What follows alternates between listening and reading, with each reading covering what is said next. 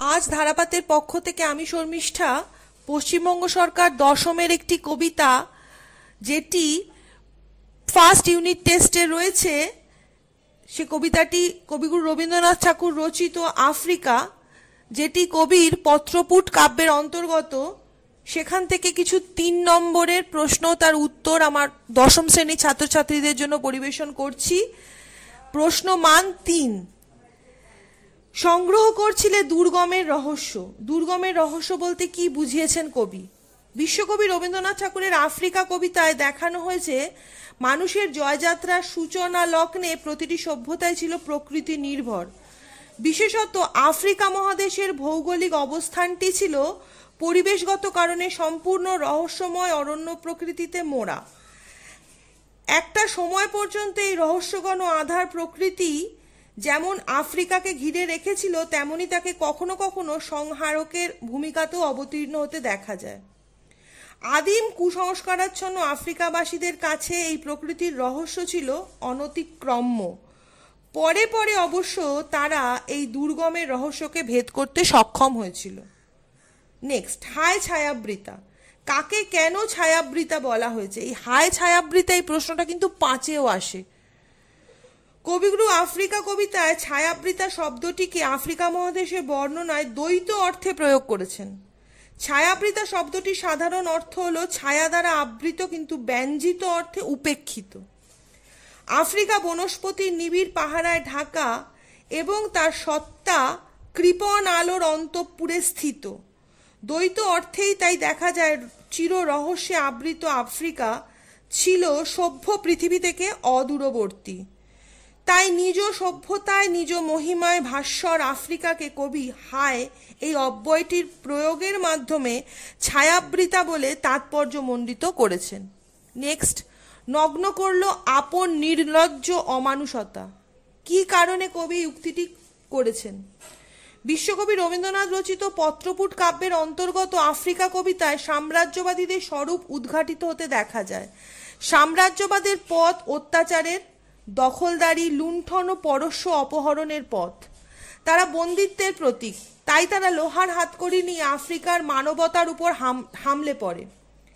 এদের নখ নেখরের চেয়ে তীক্ষ্ণ, এদের গর্বান্ধতা আফ্রিকার অরণ্যের অন্ধকারকেও হার মানায়।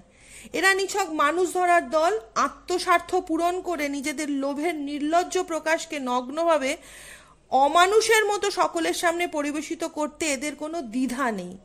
এরা সভ্য পশু বিশেষ, তাই এদের পাশবিকতাকে বর্ণনা করার জন্য কবি এই উক্তিটি করেছেন। নেক্সট, দস্যুর পায়ের কাঁটা মারা জুতোর তলায়। কারা এমন জুতোর তলায় কি ঘটিয়েছিল?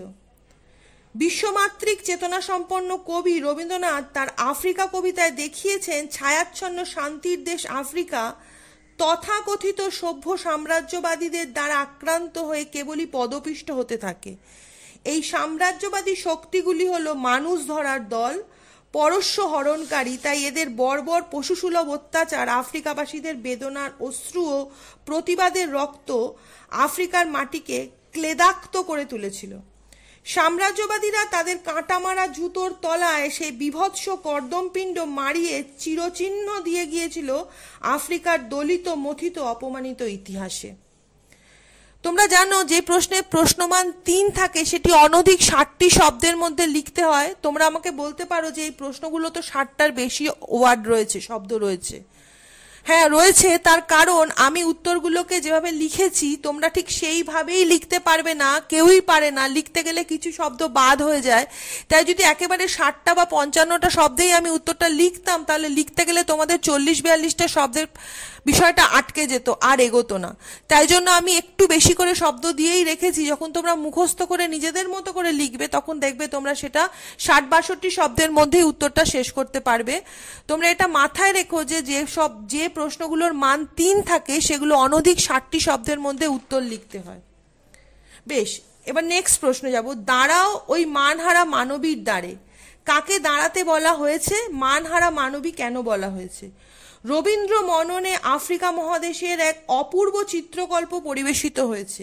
আফ্রিকা কবিতাটির শেষাংশে কবির দ্বারা আহুত যুগান্তের কবি, যাকে মানহারা মানবী অর্থাৎ ভুলুণ্ঠিত আফ্রিকার দ্বারে দাঁড়াতে বলেছেন রবি কবি।